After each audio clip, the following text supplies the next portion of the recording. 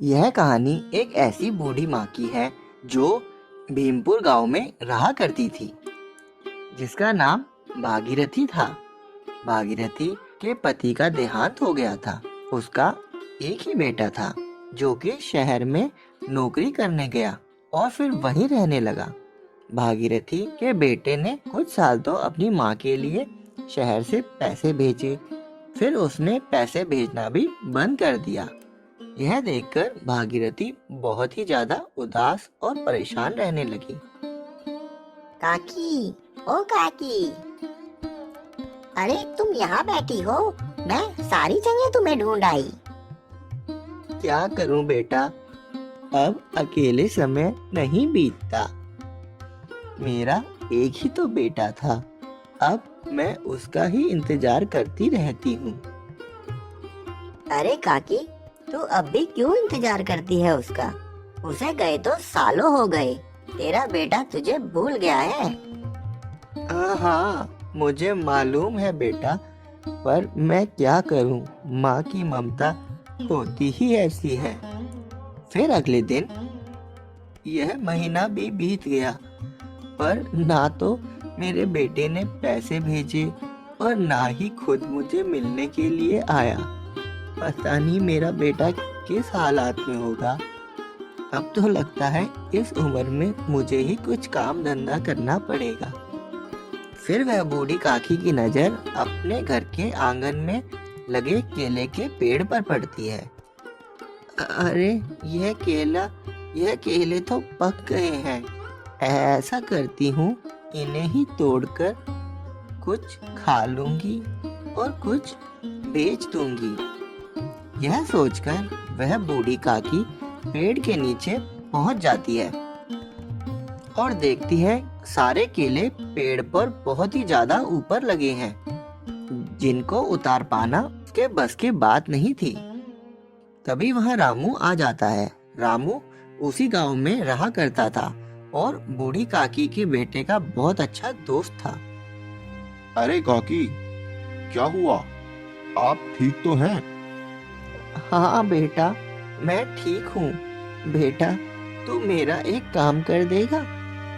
मेरे लिए ये पेड़ पर चढ़कर तू सारे केले मेरे लिए तोड़ देगा? पर काकी, आप इन केलों का क्या करोगे? बेटा, मैं इन केलों को बेचकर पैसे कमाऊंगी, जिससे कि मैं अपना घर चला सकूं। बेटा, एक काम कर, तू 10 दर्जन केले मेरे लिए तोड़ दे। मैं तुम्हारे लिए 10 दर्जन केले तो तोड़ दूंगा, पर इसमें मेरा क्या फायदा? एक काम करो काकी, आपको मेरी एक शर्त माननी होगी। मैं उन केलों में से आधे केले खुद रख लूंगा, यानी 5 दर्जन केले मैं अपने पास रखूंगा। ठीक है बेटा, कोई नहीं, तू आधे केले तू रख लियो, पर तू मेरे लिए 10 दर्जन केले तोड़ दे। ऐसा कहकर रामू पेड़ पर चढ़ जाता है और 10 दर्जन केले तोड़कर ले आता है, जिसमें से वह 5 दर्जन केले खुद रखता है और 5 दर्जन केले काकी को दे देता है। काकी इन 5 दर्जन केलों को लेके अपने घर से कुछ दूर सड़क के किनारे बैठ जाती है। तभी वहां एक कार आके रुकती है। उसमें से एक आदमी निकलता है। अरे माँ जी, ये केले कैसे लगाए? 40 रुपए दर्जन है बेटा। अच्छा, केले तो बहुत अच्छे लग रहे हैं और इतने सस्ते भी हैं। ऐसा करता हूँ, मैं 1 दर्जन केले लेकर देखता हूँ। अच्छा माँ जी, 1 दर्जन केले दे दीजिए। अच्छा, एक बात बताएं माँ जी, आप इतनी बड़ी उम्र में काम कर रही हैं और इस सड़क पर बैठे हो, क्या आपके घर पे और कोई नहीं है? क्या करूं बेटा, मजबूरी है, इसलिए काम करना पड़ रहा है। अच्छा ये बात है, तो ऐसा कीजिए काकी, आप ये सारे केले मुझे बेच दीजिए। ऐसा कहकर वह आदमी सारे केले खरीद लेता है। यह सब देखकर काकी बहुत खुश हो जाती है और सब केले बेचकर अपने घर वापस आ जाती है। उस दिन काकी बहुत ज्यादा खुश होती है क्योंकि उनकी कमाई बहुत अच्छी होती है। वहीं दूसरी तरफ रामू भी 5 दर्जन केले ले जाकर बाजार में महंगे दामों पर बेचता है। केले इतने अच्छे होते हैं और इतनी अच्छी क्वालिटी के होते हैं कि उसके सारे केले फटाफट हाथों हाथ बिक जाते हैं और शाम को रामू अच्छे पैसे लेकर घर पे आ जाता है। अरे वाह, आज तो बहुत अच्छी कमाई हो गई। काकी के घर पे जो केले का पेड़ है उसके केले तो बहुत ही ज्यादा अच्छे हैं। ऐसा क्या करूं मैं, उस पेड़ के सारे केले तोड़ दूं और जाकर बाजार में बेच दूं, जिससे कि मुझे बहुत ज्यादा मुनाफा हो जाए और काकी को पता भी ना चले। ऐसा मैं क्या करूं? रामू के मन में लालच आ जाता है। सारे केले पाने की चाहत में वह रात को ही अंधेरे में केले चुराने के लिए काकी के घर पे लगे केले के पेड़ के वहां पहुंच जाता है और रात में ही केले के पेड़ पर चढ़कर सारे केले तोड़ लेता है। वह सारे केले एक बोरी में भरकर चोरी छुपे अपने घर ले आता है और बहुत खुश होता है। फिर अगले दिन बूढ़ी काकी केले के पेड़ के नीचे बैठकर रामू का इंतजार कर रही होती है कि कब वह आकर केले तोड़ेगा और उसके बाद कब वह केले बेचने के लिए सड़क के किनारे जाएगी। वहीं दूसरी तरफ रामू देखता है कि रात को जो भी केले उसने तोड़े थे और बोरी में भर के रखे थे वह सब केले गायब हो गए हैं। यह देखकर वह हैरान हो जाता है और सोच में पड़ जाता है कि कैसे वह जादुई केले गायब हो गए और उसे अपनी चोरी पर बहुत ज्यादा पछतावा होता है। वह फटाफट काकी के घर जाता है। रामू, तू आ गया बेटा। देख, तू आज भी मेरे लिए केले तोड़ दे। मुझे कोई परेशानी नहीं है बेटा।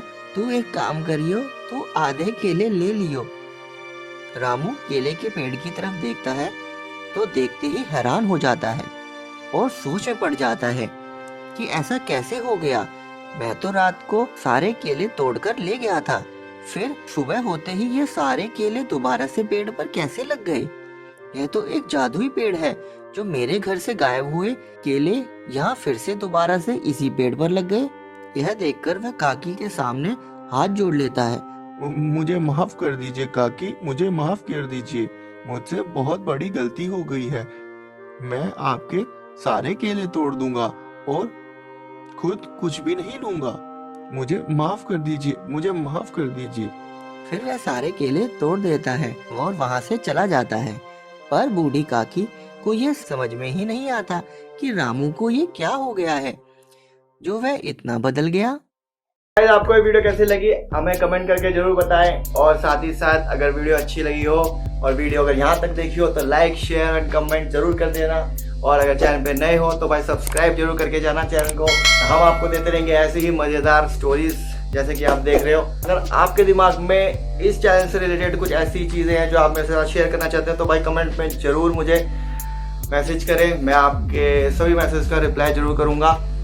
और अगर कोई भी ऐसी चीज़ पूछना चाहते हो मुझसे एज ए एनिमेशन रिलेटेड तो वो भी आप पूछ सकते हैं, वो भी आप कमेंट में जरूर कर सकते हैं। और साथ साथ भाई सब्सक्राइब जरूर कर देना, सब्सक्राइब चैनल में जरूर कर देना भाई। थोड़े से हैं सब्सक्राइबर्स तो सब्सक्राइबर बढ़ाओ और शेयर करो वीडियो ज़्यादा से ज़्यादा, क्योंकि बहुत मेहनत चल रही है भाई, बहुत ज़्यादा मेहनत कर रहे हैं। मैं अकेला ही लगा हुआ हूँ इस टाइम, ऑडियो स्क्रिप्टिंग और एनिमेशन सबके सब मैं खुद ही कर रहा हूँ। तो इसलिए भाई फुल ज़्यादा से ज़्यादा सपोर्ट करें मुझे। तो मैं मिलता हूँ आपको अगली नेक्स्ट वीडियो में, तब तक के लिए टेक केयर।